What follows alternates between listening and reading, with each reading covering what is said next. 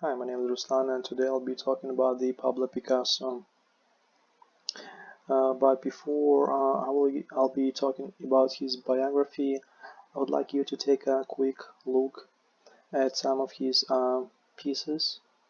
So the reason is just to give you the general understanding, so you can see how his style and his techniques are different from one period to another. So the colors that he used. His ideas were influenced in this specific moment by some circumstances. Then I'll be discussing in more details a little bit further in this presentation.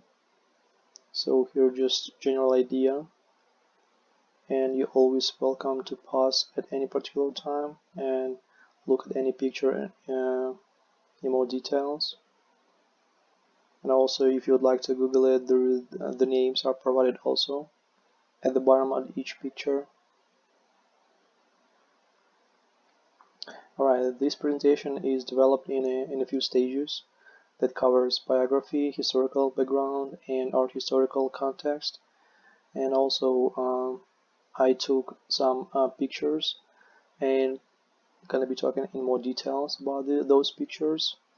And at the end of the presentation, I'll be giving my own opinion. So let's get started with biography.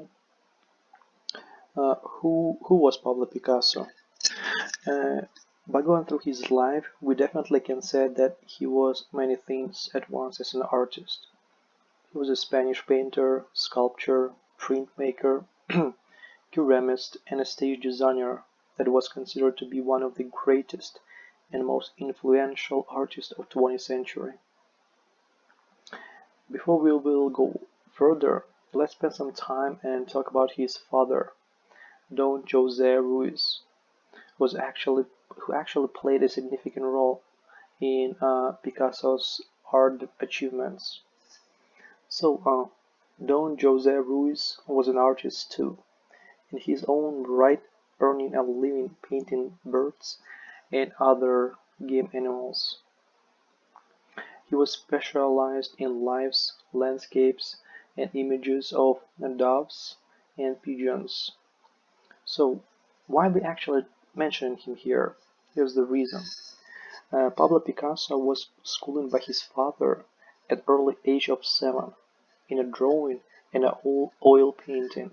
So Picasso was already developing his skill as an advanced artist in his young age, thanks to his father. Also, we actually should mention that Picasso attended during his childhood the School of Fine Arts in Barcelona, which was Spain's top art academy.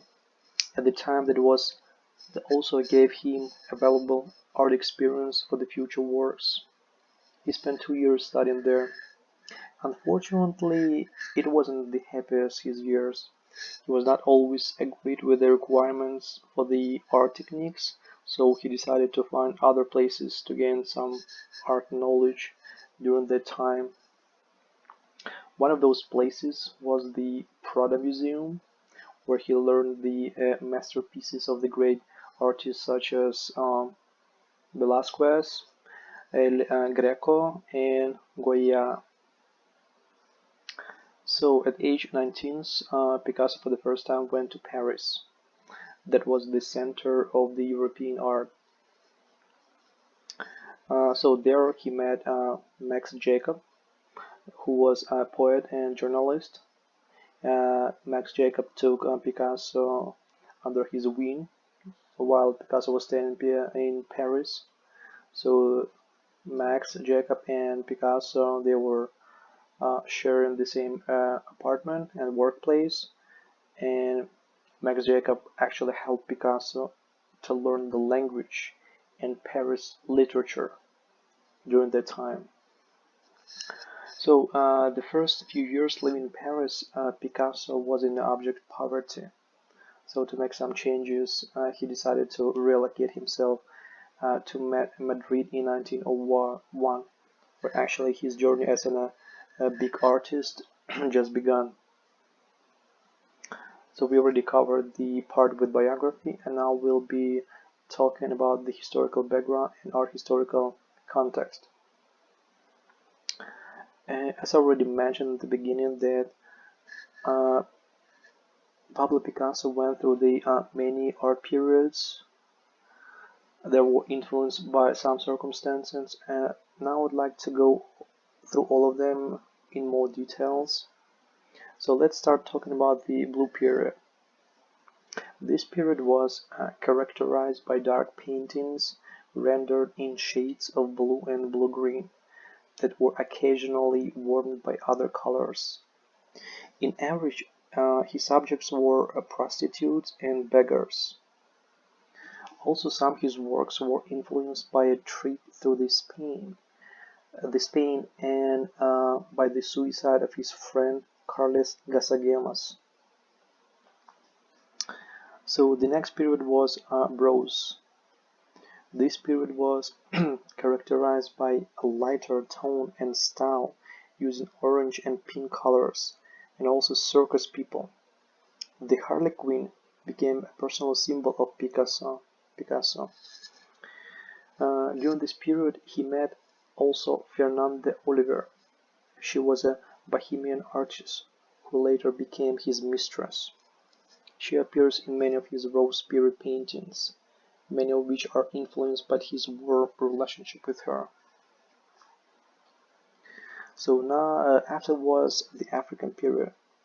During this time, he was painting his compositions in a style inspired by Iberian sculpture. He was powerfully impressed by African artifacts he saw in June 1907 in the Ethnographic Museum at Palais do Trocadero. After was Analytic Cubism.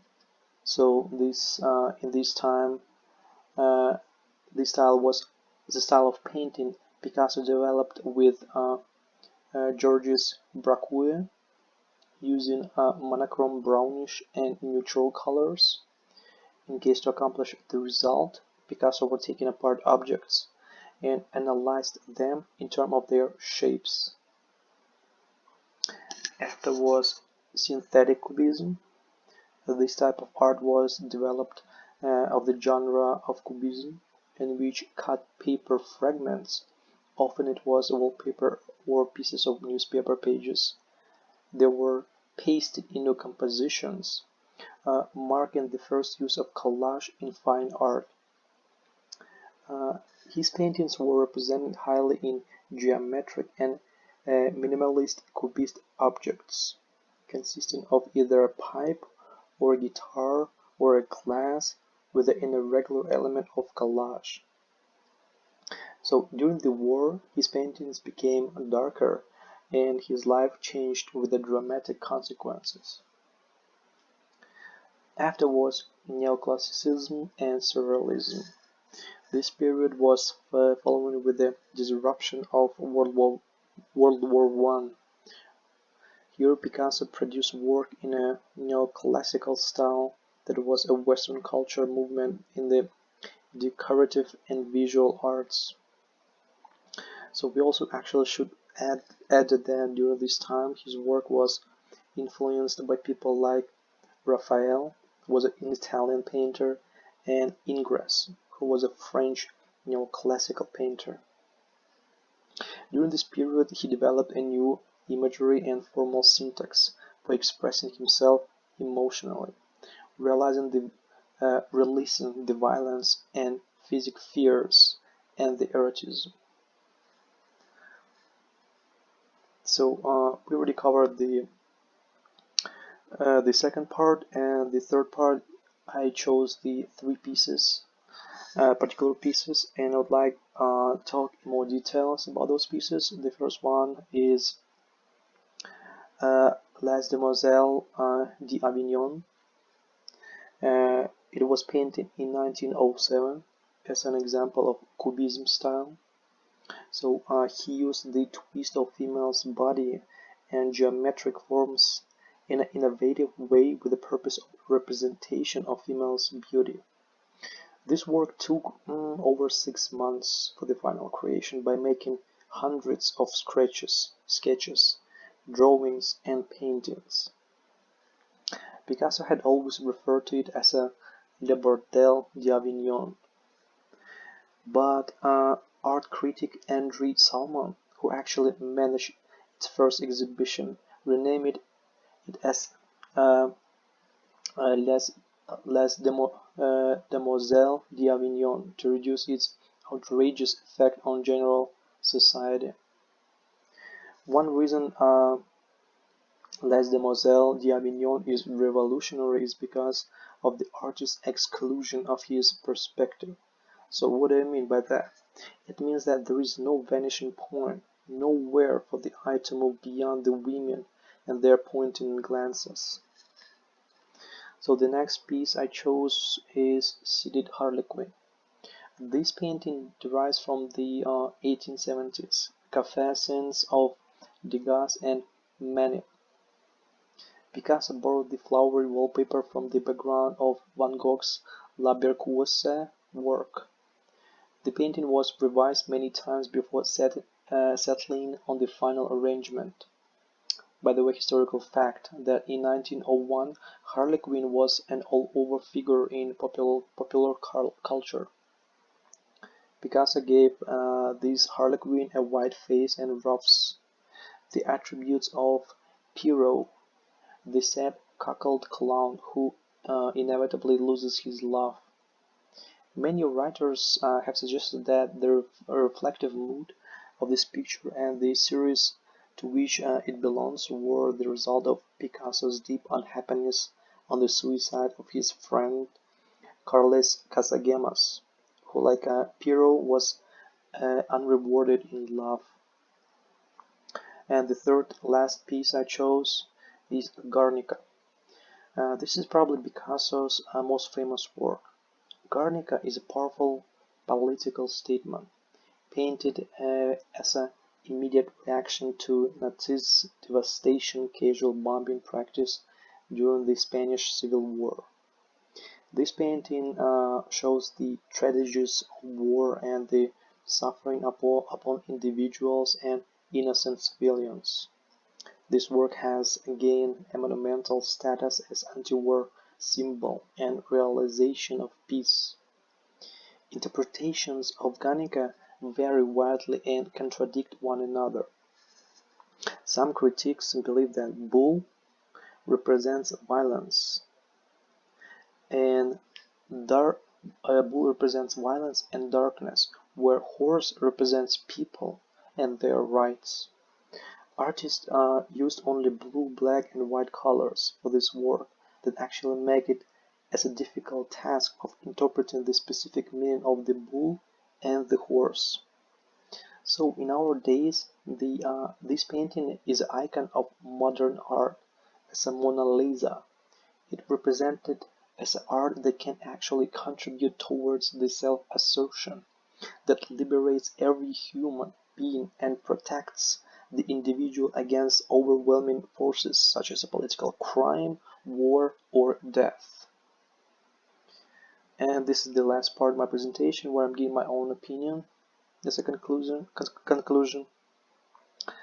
As we already kind of like seen, that Pablo Picasso definitely one of the greatest influences on the course of 20th century art. He was able to find a way of mixing various styles to create wholly new interpretations of what he saw.